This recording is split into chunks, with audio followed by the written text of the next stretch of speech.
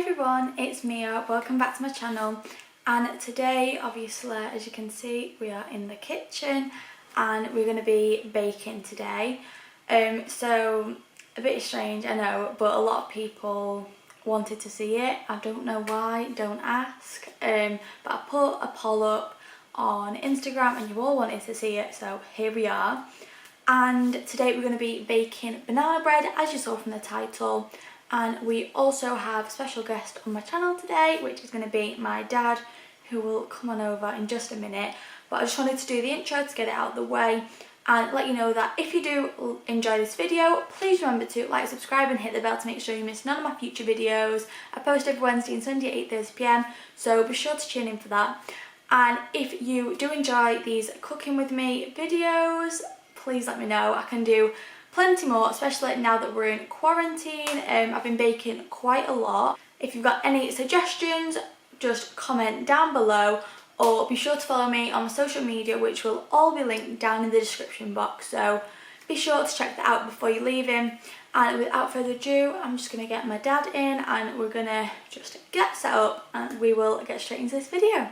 So everyone, welcome Dad, come and introduce yourself. Morning, I'm Rob, Mia's father. Father, oh god. Okay, so today, as I said, we're going to be doing some banana bread. And we're following a recipe, guys. We're not just masterminds. Dad is a very good cook, but we're following an instruction guide just to be on the safe side. So I'm just gonna, we've already got everything pre-measured out like professionals. I'm going to start by preheating the oven to 180 degrees, Yes. a fan oven. If you have a gas oven, it's 350. That's right. Okay, so I'll go and do that. You go and do that, Dad. And then what we're going to do is I'm going to be sieving some flour.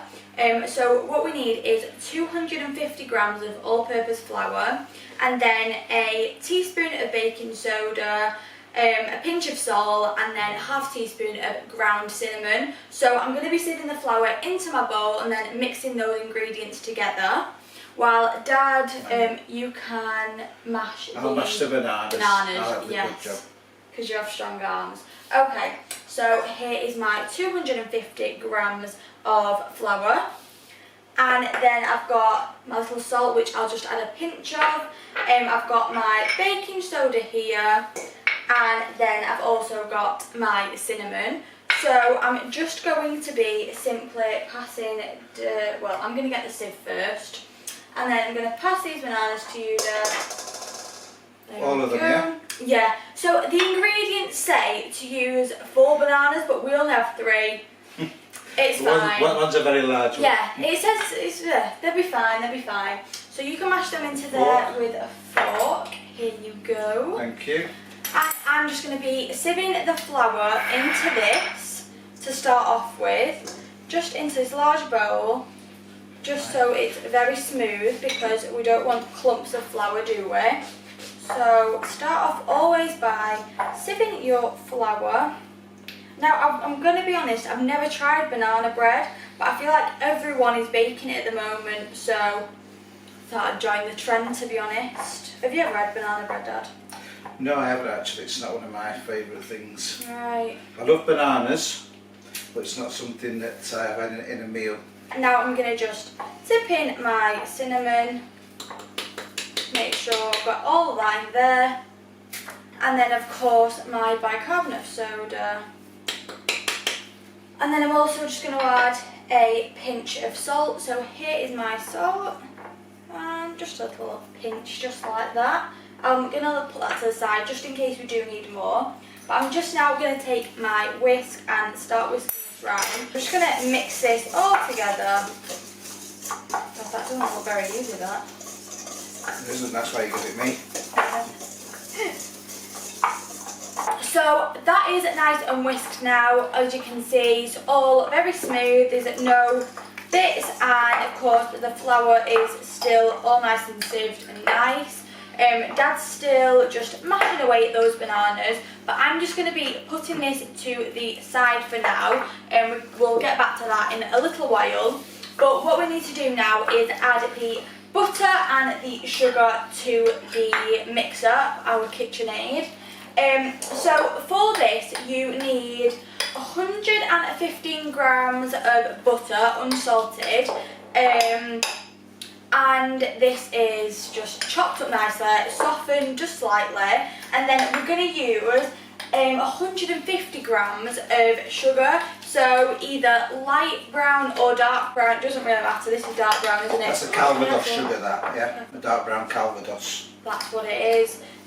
So what we want to be doing now is going to be putting this in the mixer. So I'm just going to bring this a little bit closer, and I'm just going to use the spatula to get all of the butter in there.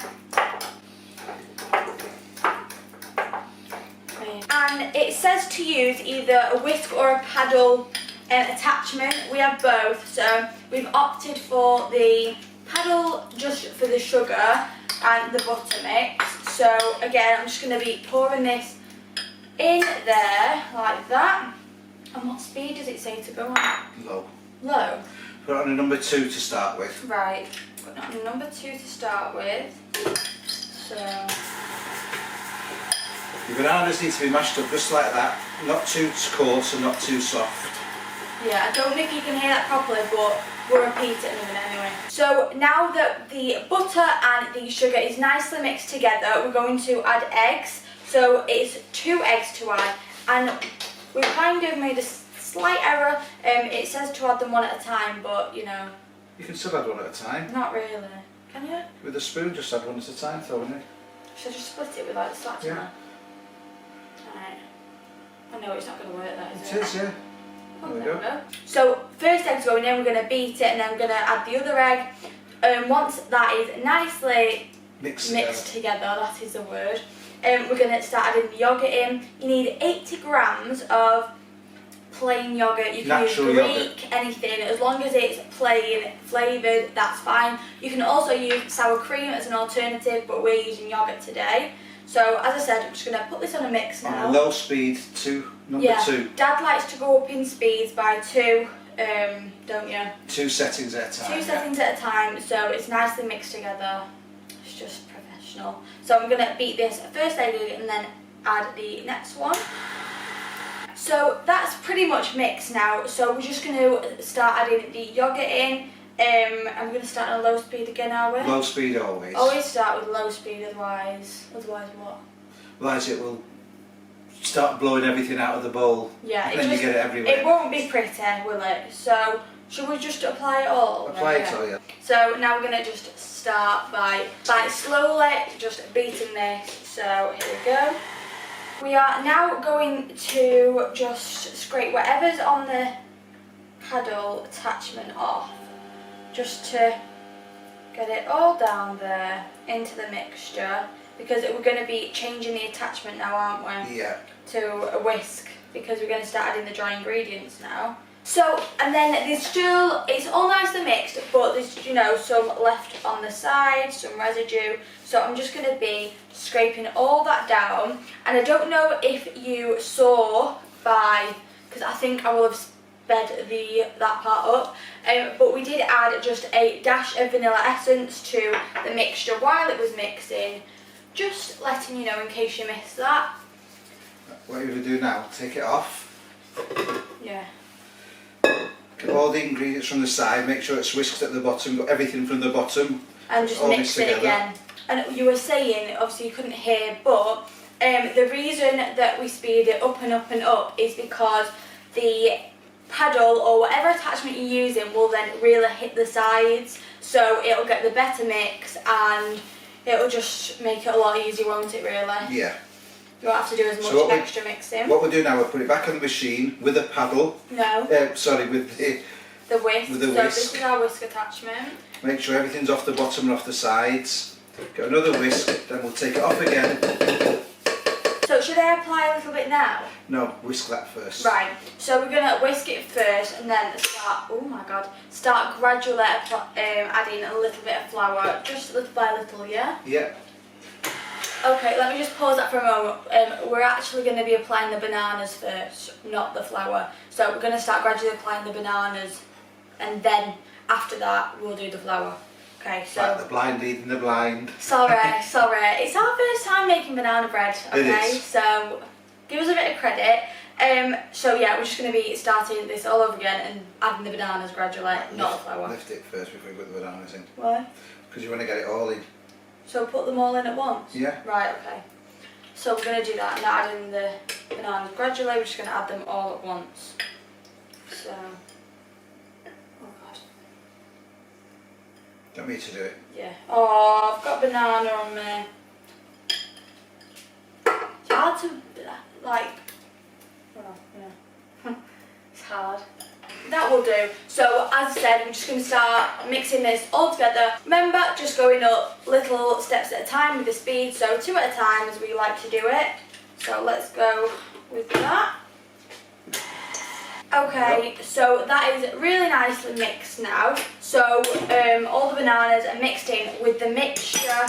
So now we're just going to be starting to add a little bit of flour. So a spoon at a time or 2? 2 spoons at a time. So 1, 2, and we're just going to start mixing that and then add 2 at a time, yeah? 2 at a time, yeah. While going up speed 2 at a time, remember? So let's go. And now again, 3 in now. we're going to add 3 now. Okay. So 1, 2, 3. Okay, and then again, work our way up in gradual speed.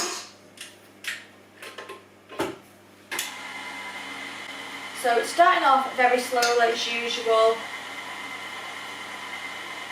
And you'll start to see the mixture thicken now. So we're going to go up another. Okay, so we've not got much flour left now, so we're just going to be adding whatever is left in the bowl. So I'm just going to be... Just tip it in, that is. Okay. See, how else to do that There we go. Right, put that over there, and we're going to do the exact same steps as usual, just mix it little by little, speed by speed. So here we go. It'll really start to thicken up the mixture now, which is what you want obviously for banana bread, isn't it? You want a nice thick mixture, so if it's runny, add a bit more flour. Yeah? Yeah. A little bit faster now. Okay, so we're going to give that one more mix, aren't we, before adding our walnuts in. And just a little disclaimer, if obviously you have nut allergies, please do not use nuts. We're using walnuts today, but you can use any type of nuts, but again, be cautious. If anyone has allergies or you yourself have allergies, you can definitely skip this step. You do not have to use nuts. So just be cautious and be safe. So like I said, we're just going to be doing one more whisk before adding our nuts. So now we are going to be taking the attachment off, but we're just waiting for that to come off. Just give it a shake over the actual bowl, just to make sure that we get all of the mixture. So this is what your mixture should look like. I don't know if you can see that, I think you can. Just a very light brown with, you can still see a little bit of the banana, can't you? Yeah. But you don't want big fat chunks, just Add little. your nuts now. Yeah, so we're gonna, do you reckon we should just apply them all? Yeah, apply them all. So add them all in, just like that. So we've used 100 grams of chopped walnuts, so we just bought a packet and then Dad chopped them pre-filming. So we're just going to be lightly folding this in. I really like nuts and seeds in my bread anyway, so I thought that we would add nuts. But again, I want to repeat that if you or any family member has nut allergies, please be cautious and don't add nuts or tell them not to eat it. Just be very safe. And we're making sure that all of that is nicely mixed. Lightly folding that in, making sure that there's no parts where there's no nuts. Everywhere should be quite equal. And then Dad, pre-filming, again, we have our little bread tin, which he has greased nicely with remaining butter, just to It's make non-stick, sure. but we always grease it anyway. Always, just to be on the safe side. So I reckon that's done now, do you? Yeah. So, just start. You can do this, yeah, it's too heavy for me. So, as you can see, I don't know if we've got too much mixture, you know. We'll see now. I think we might. Because it's going to rise, this, isn't it? Yeah, we'll be fine. Do you reckon? Yeah. That's good. What other tin could you do it in, really? If you don't have a bread tin, is there any alternative? You could do it in a small round cake tin. Yeah, you could. You could, definitely. Yeah, I'm just thinking of alternatives because obviously not everyone has a bread tin, do they? No. But yeah, you could definitely do it in a cake tin or anything like that. Just be sure to grease the sides or add baking paper, whatever you like. But yeah, we've actually used pretty much all of that. Get a good tap, get the air out. Yeah, so... Always remember, whenever you make anything, a cake or any type of baking, always leave at least an inch from the top, because when it rises it will go over yes, the rise. we made this mistake last week when I was baking another cake. Mia made the mistake. She You filled it still to the did top and it looked like a mushroom. Yeah, but it tasted nice. So. Right, so that's done now, isn't it? Place it at the centre of the oven. Well, actually, it says on the third shelf. Well, it is on the third shelf. Right, okay. Top, middle to top, just above the middle. Yeah. In the middle of the shelf oven. And this is supposed to be, yes, it's on 180 degrees, remember guys, 350, was it? 350 gas, 180 electric fan oven. So then this should be baking for about 60 to 65 minutes, it said. Really? Yeah, I was a bit unsure of that, but let me just double check. So spoon the batter into a prepared baking pan and bake for 60 to 65 minutes. Yeah, that's what it says. And then we'll come back after when we've got it out, but it says loosely cover the bread with aluminium foil after 30 minutes to help prevent the top and sides from getting too brown. A toothpick inserted in the centre of the loaf will come out clean when the bread is done. Remove from the oven and allow the bread to cool completely in. You never told me that. Just put it in without the tin foil. No, but you do it after 30 minutes. Right. See, and while we go off now, while that's baking, Mia's going to do the washing up.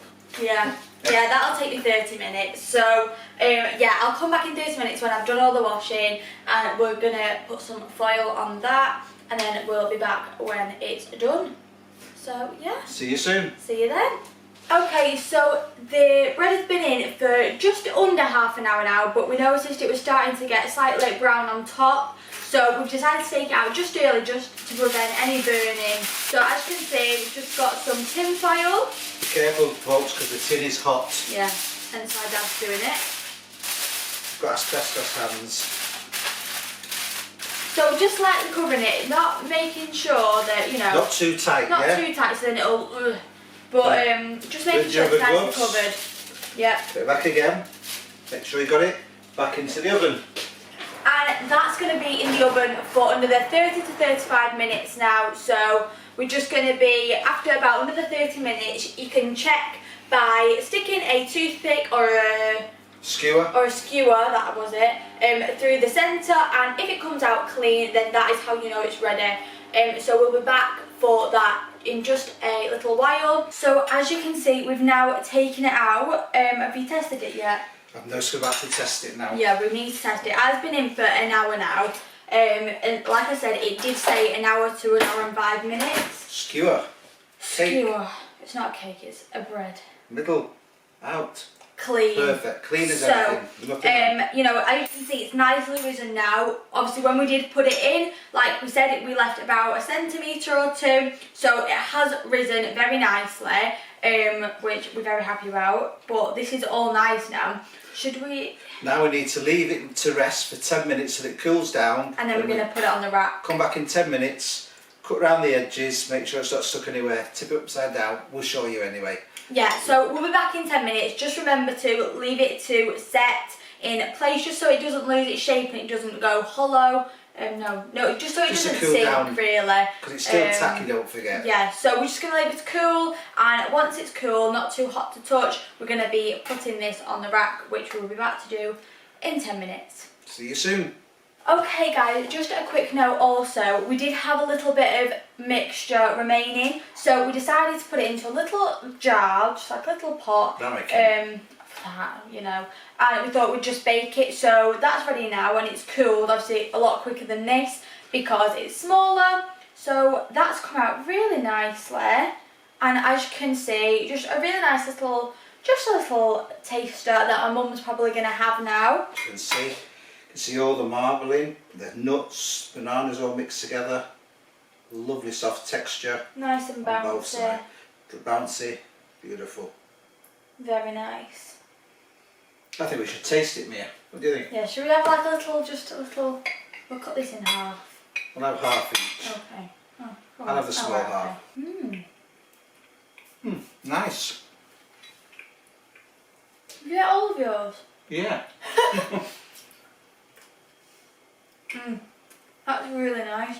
I'm going to take this to Mia's mother now. Yeah. Because she's dying for a piece. Yeah, so we'll be back obviously in a bit to just slice this up and let it cool, but we are just going to enjoy that flavour for now. But yeah, so Mum's going to be trying that, and again, this still isn't quite ready yet. So we're just going to leave that to cool for a little bit longer before we slice that up on camera, so we'll see you soon. So everyone, we've waited probably about 20 minutes now, to be fair, just so it's cool enough to cut and it won't crumble. We're just going to cut this into some slices now, and we're going to have it with butter, and the teapot is ready now. So we're just cutting this into some nice pieces. Really nicely textured. You can see all of the nuts in there and all the little grains. As you can see, very nice. Go on. Nice crunchy top. And a nice firm base. Yeah, no soggy bottoms here. That's not how we roll with it.